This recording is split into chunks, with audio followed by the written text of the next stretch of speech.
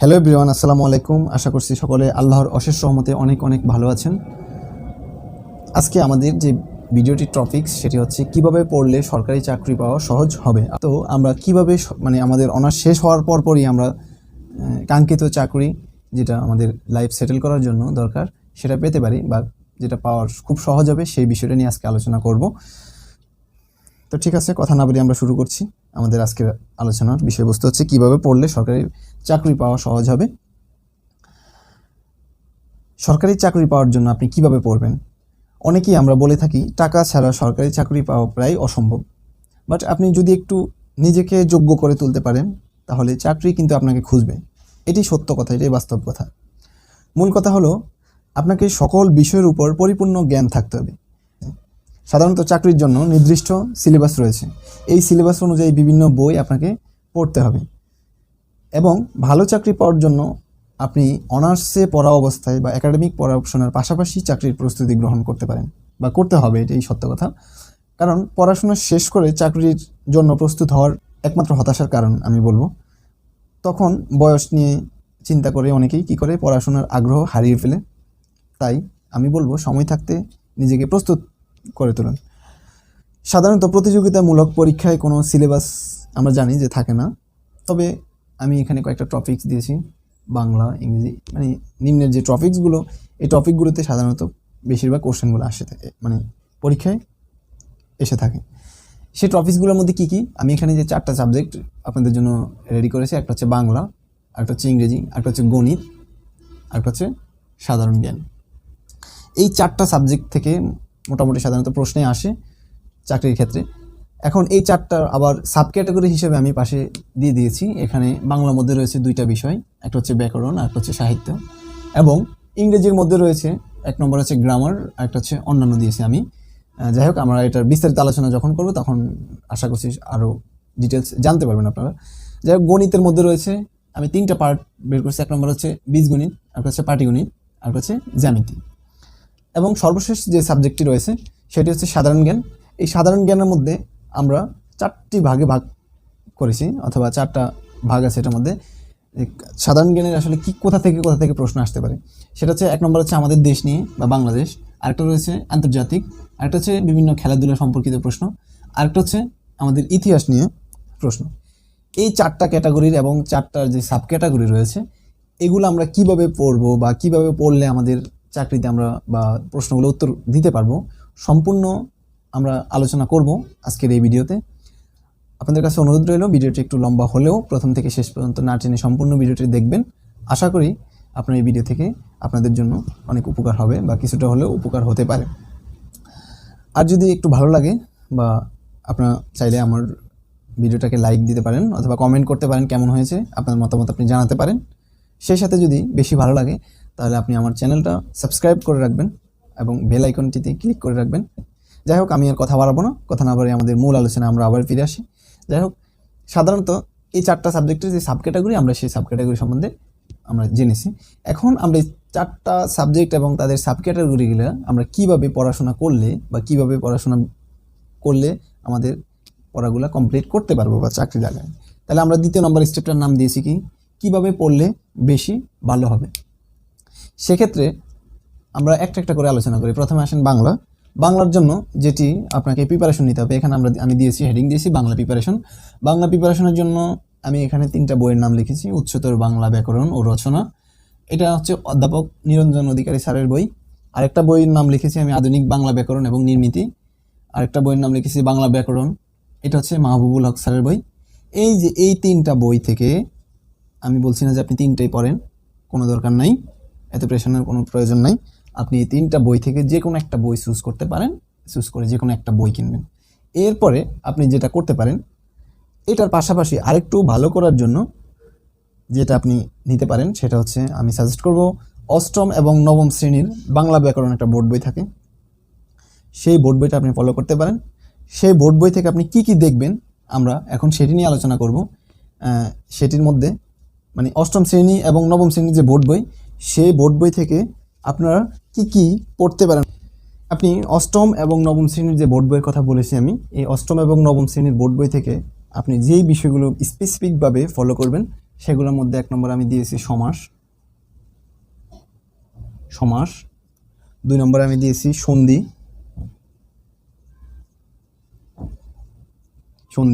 3 নম্বরে আমি দিয়েছি কারক ও বিভক্তি,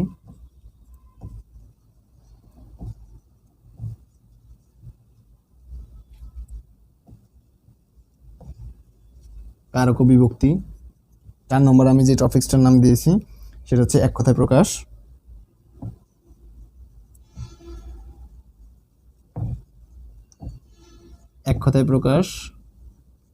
তারপরে যেটি রয়েছে সমর্থক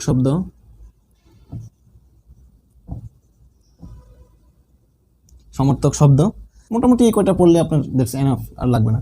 অষ্টম এবং নবম শ্রেণীর যে বোর্ড বইটা থাকবে সেখান থেকে আমরা তাহলে পড়বো কি সমাস, আমি আরেকবার রিপিট করি, সমাস, সন্ধি, কারক ও বিভক্তি, এক কথায় প্রকাশ, আর হচ্ছে সমর্থক শব্দ। আচ্ছা, এগুলা থেকে পড়লে আপনার প্রশ্ন থেকে প্রায় প্রশ্ন আসবেই, মাস্ট। যাই হোক, বোর্ড বইয়ে যে প্রশ্নগুলো ব্যাকরণ থেকে এসেছে, এরপরে এটার পাশাপাশি যেটা আপনি ফলো করবেন সেটা হচ্ছে বোর্ড বইটা খুলবেন, বোর্ড বইয়ের যে প্রশ্ন ব্যাকরণ থেকে এসেছে সেগুলো পড়বেন, সাথে বিভিন্ন যে ভার্সিটির ব্যাকরণ অংশে সমাধান দেওয়া থাকবে সেগুলো আপনি পড়তে হবে। এবং ভালো প্রস্তুতির জন্য এগুলোর পাশাপাশি আপনি কি পড়তে পারেন, ধ্বনিতত্ত্ব, আমি লিখে দিচ্ছি ধ্বনিতত্ত্ব,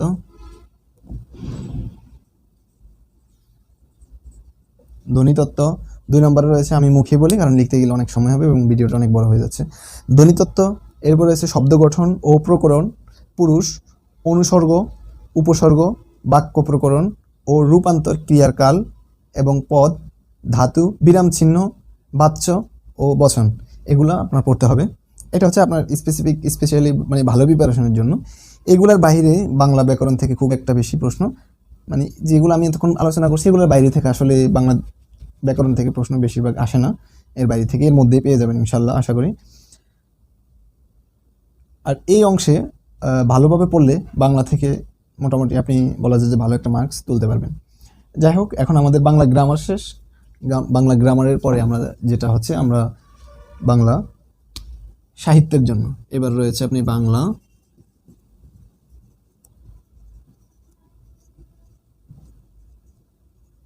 সাহিত্যের জন্য। আচ্ছা, বাংলা সাহিত্যের জন্য আপনি কি পড়বেন? আপনারা চাইলে সকলেই এই বিষয়গুলো একটা নোট করে নিতে পারেন। এই নোট করে নিলে একটা সুবিধা হবে কি, আপনি যখন পড়তে বসবেন তখন আপনি স্পেসিফিকভাবে আপনি বইগুলো কিনবেন, তারপর বইগুলো দেখে তারপরে এই রুটিন অনুযায়ী যদি পড়েন ইনশাল্লাহ আপনি সফলতা অর্জন করতে পারবেন ইনশাল্লাহ। যাই হোক, বাংলা সাহিত্যের জন্য আপনি কি প্রিপারেশন নেবেন? বাংলা সাহিত্যের জন্য আমি ষষ্ঠ শ্রেণী থেকে একাদশ শ্রেণী পর্যন্ত বাংলা যে বোর্ড বইয়ের সকল কবি পরিস্থিতি আছে এবং গল্প, কবিতার উৎস, পটভূমি বা কবিতার কোনো মানে যে কবিতাগুলো রয়েছে কবিতার কোন ছন্দে রচিত, এসব কয়েকবার করে রিভিশন করবেন। তবে মূল গল্পটা যদি ভালোভাবে মার্কিং করতে পারেন তাহলে সেটা আরেকটু ভালো হয়। কবিতার ছন্দ থেকে প্রায় প্রশ্ন আসে, বইয়ে অনেক কবিতা রয়েছে, আবার এই কবিতাগুলোর ছন্দ কিন্তু সবগুলো বেশিরভাগ মনে রাখা কষ্টকর হয়ে যাবে। সেজন্য আমি আপনাদেরকে একটা ট্রিক্স শেয়ার করি, সেটা আপনি কিভাবে করতে পারেন। সেটার জন্য আপনি চাইলে ব্যাকরণ বইয়ের ভাব সম্প্রসারণ অংশে চলে যাবেন, সেখানে অনেকগুলো কবিতার চরণ ও ছন্দের ভাব সম্প্রসারণ পাবেন। সেগুলো কোন কবিতার কোন কবির তার খোঁজ বের করতে পারেন। বারবার পরীক্ষায় আসা ছন্দগুলো বেশি বেশি পড়বেন। বেশি পরিচিত ও লম্বা কবিতাগুলো বারবার পড়লে উত্তর করা আপনার জন্য সহজ হবে। এই জন্য আপনি যে মানে পরিচিত যে কবিতাগুলো রয়েছে, যে কবিগুলো রয়েছে সেগুলো একটু বেশি বেশি পড়বেন। তাছাড়া বিখ্যাত অনুবাদ বইয়ের নাম, তারপর রয়েছে অনুবাদ, গল্প, নাটক, এগুলো সম্পর্কে বিস্তারিত আপনাকে জানতে হবে। বাংলা সাহিত্য নামকরা কয়েকজন কবি ও সাহিত্যিক থেকে প্রায় প্রশ্ন আসে, বিশেষ করে পিএসসির নির্বাচিত কবি ও সাহিত্যিকদের জীবনী ও তাদের কাজ, অবদান, এই অংশ থেকে প্রায় প্রশ্ন বেশি আসে, তাই এগুলো একটু মুখস্থ করে পেলাম। পিএসসি নির্ধারিত 11 জন কবি সাহিত্যিকদের নামে আমি বলবো, অবশ্যই মনে রাখবেন, অথবা আপনারা একটু নোট করে নিতে পারেন চাইলে।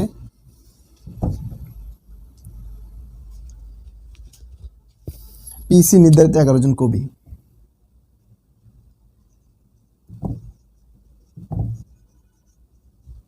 এক নম্বর হচ্ছে বঙ্কিমচন্দ্র চট্টোপাধ্যায়, 2 নম্বর হচ্ছে ঈশ্বরচন্দ্র বিদ্যাসাগর, 3 নম্বর হচ্ছে মাইকেল মধুসূদন দত্ত, 4 নম্বর রয়েছে মীর মোশাররফ হোসেন, 5 নম্বর হচ্ছে রবীন্দ্রনাথ ঠাকুর, তারপর 6 নম্বর রয়েছে দীনবন্ধু মিত্র, 7 নম্বর রয়েছে কাজী নজরুল ইসলাম, 8 নম্বর রয়েছে জসিমউদ্দিন, 9 নম্বর রয়েছে ফারুক আহমেদ, 10 নম্বর রয়েছে কায়কোবাদ, 11 নম্বর হচ্ছে আপনার বেগম রোকেয়া সাখাওয়াত হোসেন, এই 11 জনের নাম পড়বেন। তার মধ্যে যেগুলো রয়েছে পঞ্চকবির মধ্যে রয়েছে বুদ্ধদেব বসু, জীবনানন্দ দাশ, বিশ্বদে, সুধীন্দ্রনাথ দত্ত, অমিয় চক্রবর্তী ইত্যাদি। মানে এই 5 জন আর হচ্ছে আপনার 11 জন, এই টোটালি 16 জন একটু ডিটেলস পড়বেন। এই কবি এবং সাহিত্যিকদের সম্পর্কে সব শিখে নেবেন, মানে টুকটাক যা পাবেন আপনারা, একজন কবি পরিস্থিতি বা কবির কী করছে বা কবি কত সালে কী করছে, এই টুকটাকগুলো একটু বেশি করে পড়ে নেবেন। বিশেষ করে বাংলা অংশে বাংলা ব্যাকরণ থেকে প্রায় বেশি প্রশ্ন আসে, তাই আমাদের অনেকেই বাংলা ব্যাকরণ কম পড়ি, অথবা আমরা কি করি, না বুঝে মুখস্থ করি, যার ফলে কি হয়, ব্যাকরণ থেকে আসা এবং প্রশ্ন সঠিকভাবে আমরা কি করতে পারি না, উত্তর করতে পারি না। আমাদের বাংলা শেষ, বাংলার জন্য কি প্রিপারেশন নিতে হবে আমরা ডিটেলস আলোচনা করেছি। এখন আমরা যে বিষয়টি নিয়ে আলোচনা করব সেটা হচ্ছে আমাদের ইংলিশ প্রিপারেশন। এখন বাংলা আমরা প্রিপারেশন নেওয়া শেষ, আমাদের 2 নম্বর বই হচ্ছে ইংলিশ। আমরা ইংরেজি কীভাবে প্রিপারেশন নেব। ইংরেজির জন্য গ্রামারের সকল যে নিয়মগুলো আমরা ছোটোবেলা থেকে পড়ে আসছি, নিয়ম, খুঁটিনাটি এবং ব্যতিক্রম যেই অংশগুলো রয়েছে সেগুলো সম্পর্কে অবশ্যই আপনাকে জানতে হবে। বিশেষ করে আমি এখানে কয়েকটা টপিকস দিয়েছি। 1 নম্বর হচ্ছে সেন্টেন্স, 2 নম্বর হচ্ছে পার্ট অফ স্পিচ, 3 নম্বর হচ্ছে টেন্স, 4 নম্বর হচ্ছে ভয়েস চেঞ্জ, 5 নম্বরে যেটা লিখছি ন্যারেশন, 6 নম্বর হচ্ছে জেন্ডার, 7 নম্বর হচ্ছে সিনোনিম, আর অবশেষে হচ্ছে সর্বশ্রেষ্ঠ হচ্ছে অ্যান্টোনিম। এই টপিকসগুলো নিয়ে আমাদের মানে পড়তে হবে এবং ইংরেজিতে বেশি গুরুত্ব দিতে হবে। আর এর পাশাপাশি কিছু বাক্য রয়েছে সেগুলো অনুবাদ পড়তে হবে। এই যে ইংলিশ গ্রামারগুলো আমরা পড়বো, সেটার জন্য আমি আপনাদের জন্য কয়েকটা বইয়ের নাম এখানেই পাশে তুলে ধরেছি। সেগুলোর মধ্যে আপনারা ভালো কিছু বই আমি দিয়েছি, হেডিংয়ের নাম হচ্ছে ভালো কিছু বই। সেগুলোর মধ্যে আপনারা কী কী নিতে পারেন গ্রামারের জন্য, হাই স্কুল ইংলিশ গ্রামার রয়েছে, তারপর হচ্ছে অ্যাডভান্স ইংলিশ গ্রামার, তারপর হচ্ছে বেসিক ইংলিশ গ্রামার, তারপর হচ্ছে এসেনশিয়াল ইংলিশ গ্রামার। এই বইগুলো ফলো করতে পারেন। এবং এর পাশাপাশি most important topics for English, এখানে most important topics for English আপনি আরও গুরুত্বপূর্ণ যেগুলো টপিকসগুলো রয়েছে সেগুলো নিয়ে আমি এখানে কয়েকটা লিখেছি। তার মধ্যে রয়েছে নাউন, 2 নম্বর হচ্ছে ভার্ব, অ্যাডজেক্টিভ, একটা হচ্ছে অ্যাডভার্ব, প্রিপোজিশন। এগুলো হচ্ছে মোস্ট ইম্পর্টেন্ট। এছাড়া আরও কতগুলো রয়েছে, সেগুলো হচ্ছে আপনার সেন্স টু,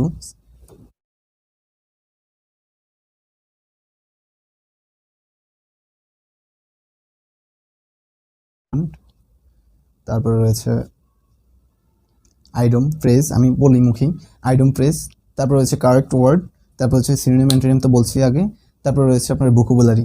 মূলত এগুলা পড়লেই প্রায় আপনি মোটামুটি বলা যায় যে ইংলিশের সবগুলোর অ্যান্সার করতে পারবেন ইনশাল্লাহ। তো একটু হার্ডওয়ার্কিং করতে হবে আপনাকে, এগুলো সহজ দিয়ে হবে। প্রশ্ন এছাড়াও আপনি যেগুলো করতে পারেন, প্রশ্ন অ্যানালাইসিস করতে পারেন। সেগুলো করলে দেখা যাবে বেশ কিছু প্রশ্ন ঘুরে ফিরে বারবারই আসে।